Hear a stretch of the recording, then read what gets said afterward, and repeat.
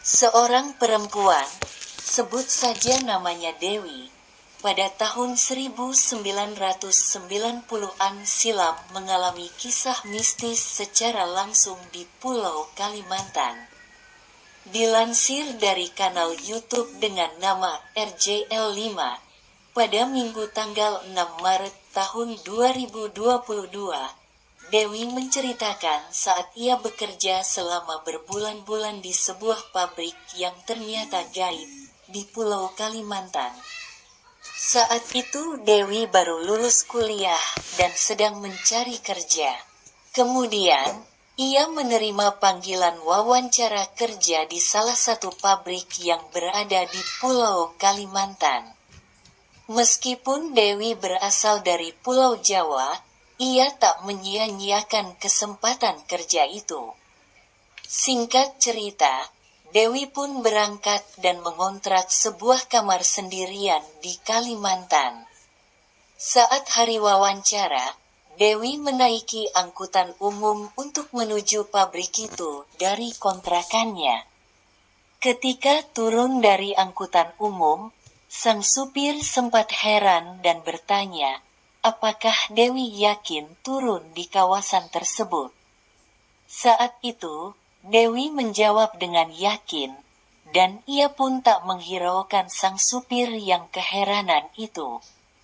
Ketika sampai di pabrik itu, Dewi melihat sebuah pabrik yang megah. Ia pun bertanya di mana letak ruangan HRD kepada salah seorang pegawai yang ditemuinya. Namun, anehnya pegawai tersebut terlihat bermuka pucat dan sama sekali tidak bicara, dan hanya menunjukkan lokasi ruangan yang Dewi cari.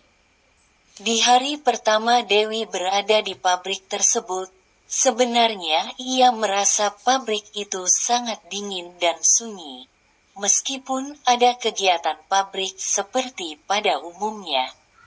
Sesampainya di ruang HRD, ternyata hanya Dewi yang diwawancara. Anehnya lagi, kedua orang tersebut pun mukanya nampak terlihat pucat juga, sama seperti pegawai lain yang sempat Dewi lihat ketika menuju ruangan HRD. Namun, Dewi lagi-lagi menghiraukan hal tersebut dan memilih untuk tidak terlalu memikirkannya. Hingga akhirnya Dewi diterima bekerja di tempat itu. Ketika diterima bekerja, salah satu staf HRD memberi Dewi sebuah syarat jika ingin bekerja di tempat itu. Syarat tersebut adalah, jika Dewi melihat suatu kejanggalan di tempat itu Dewi harus menghiraukannya, dan Dewi harus sudah pulang sebelum jam 8 malam, tidak boleh lebih. Di hari pertama Dewi bekerja, dia menempati sebuah ruangan yang banyak meja kerjanya. Namun yang bekerja di ruangan tersebut hanya ada 3 orang saja. Di hari itu Dewi merasa diabaikan, karena sebagai karyawan baru tak seorang pun yang menyapa atau mengajaknya berbicara.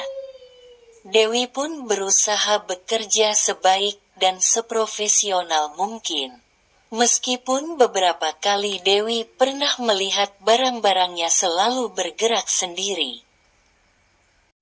Karena ingat pesan dari staf HRD kala itu, Dewi pun berusaha tidak memikirkannya, dan Dewi melanjutkan pekerjaannya. Hari-hari pun berlalu, dan tak terasa ternyata Dewi sudah bekerja selama 4 bulan lebih di pabrik itu. Dewi menerima gaji yang lumayan besar, hingga akhirnya ia bisa memulai usaha sampingan dengan menyisihkan sebagian uang gaji bulanannya. Hingga suatu hari, Dewi sedang banyak pekerjaan dan membuatnya pulang hampir mendekati jam 8 malam. Ketika akan pulang dan sudah hampir sampai di gerbang keluar, Dewi baru ingat ada barangnya yang tertinggal di ruangannya. Betapa terkejutnya Dewi. Sesampainya di ruangan itu, Ia melihat sosok yang benar-benar seram sekali. Dewi melihat sebuah kepala manusia tanpa badan dan berambut panjang yang melayang-layang dari satu meja ke meja yang lainnya. Sontak Dewi kaget. Setelah mengambil barang yang tertinggal, dia buru-buru berlari untuk keluar dan segera pulang. Ketika hampir sampai gerbang, Dewi bertemu dengan seorang petugas keamanan. Kemudian petugas keamanan itu tiba-tiba bertanya kepadanya, "Sudah lihat ya, Bu?" Dewi merasa heran, dan ia pun semakin bergegas untuk pulang. Keesokan harinya, Dewi sempat ragu untuk berangkat kerja. Ia masih merasa takut dan belum bisa melupakan kejadian seram yang sudah dialaminya. Hingga akhirnya Dewi pun memberanikan diri untuk berangkat kerja. Dan begitu sampai di depan pabrik tempat ia bekerja, pabrik itu berubah menjadi sebuah pabrik kosong yang terbengkalai. Dewi kebingungan dan semakin ketakutan. Ia pun segera pulang.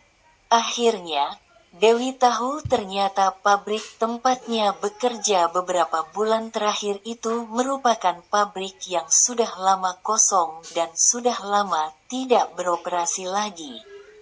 Namun anehnya gaji yang ia terima tidak berubah menjadi daun.